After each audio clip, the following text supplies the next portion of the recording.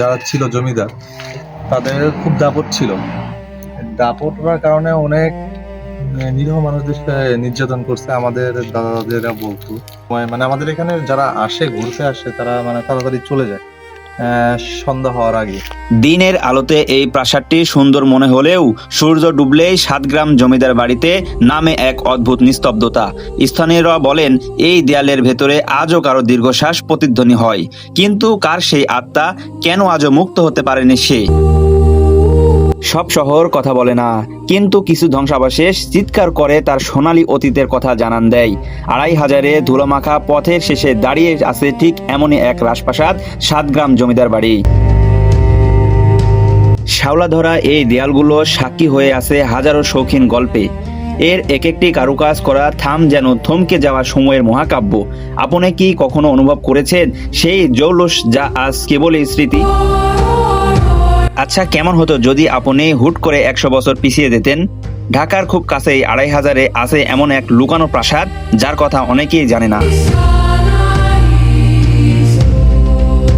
সাতগ্রাম জমিদার বাড়ি। মানুষের ভিড় নেই, নেই শহরের কোলাহল, আছে কেবল নিস্তব্ধতা আর অদ্ভুত এক রাজকীয় আবেশ। কিন্তু কেন হারিয়ে গেল এই অভিজাত্য? কি লুকিয়ে আছে এই জিন্না দেয়ালে? আজকের ভিডিওতে আমরা উন্মোচন করব সেই সাতগ্রামের অজানা রহস্য।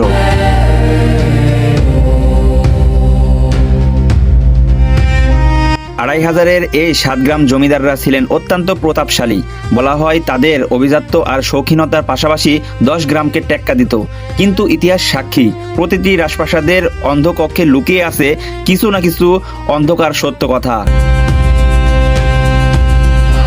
দর্শক দেখেন, এইরকম বটগাছের ডালগুলো বাড়ির মধ্যে চলে এসেছে। এটা সেই হচ্ছে একদম বাবুর বাড়ি নামে পরিচিত। এখানে এই বাবু নামে এই বৈশিষ্ট্য, এই বাবুটি এই বাড়ি, এই ছোট্ট ৩ তলা বিশিষ্ট বাড়ি নিয়ে সে এই রাজত্বকে শাসন করতেন।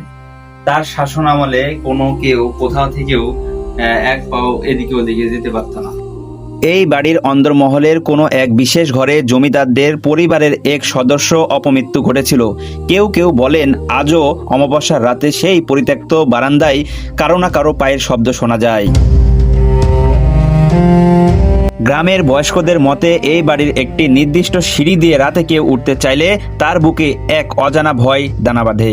বিকেলে মরা রোদে যখন ছায়াগুলো দীর্ঘ হয়, তখন নাকি জানালার ও পাশে আবছা কিছু নড়ে উঠতে দেখা যায়।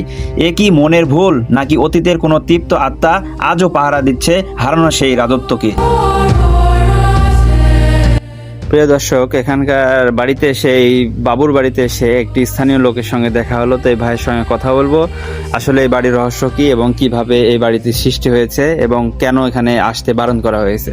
তো ভাইজান একটু আমাকে সহযোগিতা করেন, বলবেন আমাকে এই বাড়িটি হচ্ছে রহস্য কি এবং এই বাড়ি হচ্ছে কেন, মানে মানুষ কেন বলে যে সন্ধ্যার পরে এখানে আসতে বারণ করে?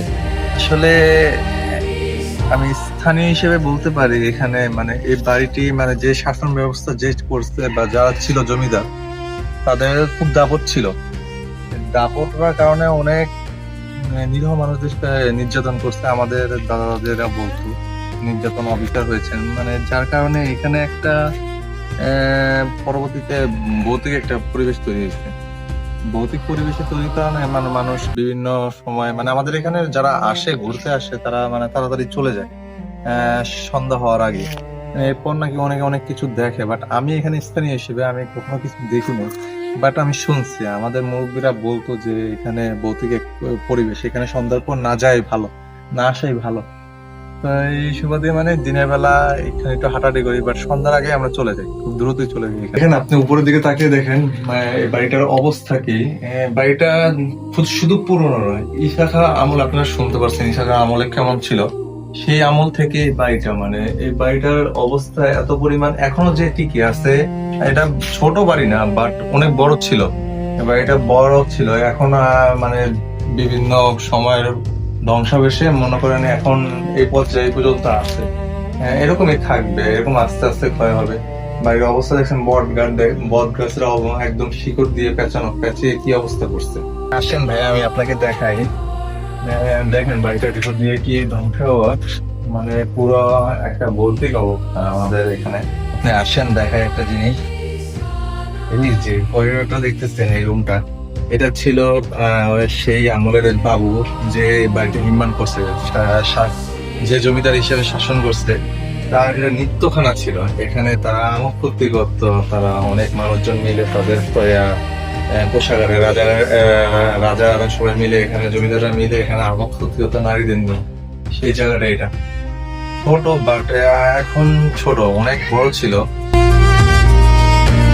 বাবুর বাড়ির সামনের অংশে দেখতে পাচ্ছেন একটি একটি শান বাঁধানো ঘাট রয়েছে। এখানে সেই প্রাচীনকাল থেকে এই ঘাট এখনো স্থাপত্য রয়েছে এই জায়গায়। তবে এই জায়গাটি হচ্ছে যখন এখানে বসা হয়, এই দক্ষিণা হাওয়া, দক্ষিণা বাতাস, এখানে মনোমুগ্ধ পরিবেশটা খুবই ভালো লাগে। প্রাচীনকাল থেকে এই দেখেন এই শান বাঁধানো সিঁড়িতে এখনো রয়েছে। দেখাই আপনাকে, দেখতে পাচ্ছেন এই শান বাঁধানো সিঁড়ি এখনো সেই জমিদার না থাকলেও সেই জমিদারের যে উত্তরাধিকার এবং হচ্ছে সেই জমিদারের প্রতিবেশী তার বংশধররা এখনো সেই শান বাঁধানো ঘাটটি এখনো ব্যবহার করে থাকে। দেখেন এখানে কিছুক্ষণ আগে একটি মানুষ গোসল করে গেল। তো এই হলো বর্তমান পরিস্থিতি। সেই জমিদার নেই, তবে সেই জমিদারের বংশধররা এখনো এই জায়গায় উতাল বাতাসে এখানে বসে তারা সুন্দরভাবে একদম প্রকৃতির সঙ্গে মিশে যাওয়ার মতো পরিবেশ, হাওয়াখানার দৃষ্টি। ইতিহাস নাকি অলৌকিক কিছু, কোনটি সত্য? এই বাড়িটি কি একটি ধ্বংসাবশেষ, নাকি আজও এখানে কারো অতৃপ্ত আত্মা ঘুরে বেড়ায়? আপনার কি মনে হয়? কমেন্টে জানাবেন আপনার সাহসী বন্ধুদের কথা, যাদের নিয়ে আপনি এখানে যেতে চান। দেখা হবে পরের কোনো না কোনো এক রহস্যময় গন্তব্যে। অবশ্যই আমার চ্যানেলটি সাবস্ক্রাইব এবং ফলো দিয়ে পাশে থাকবেন ইনশাআল্লাহ।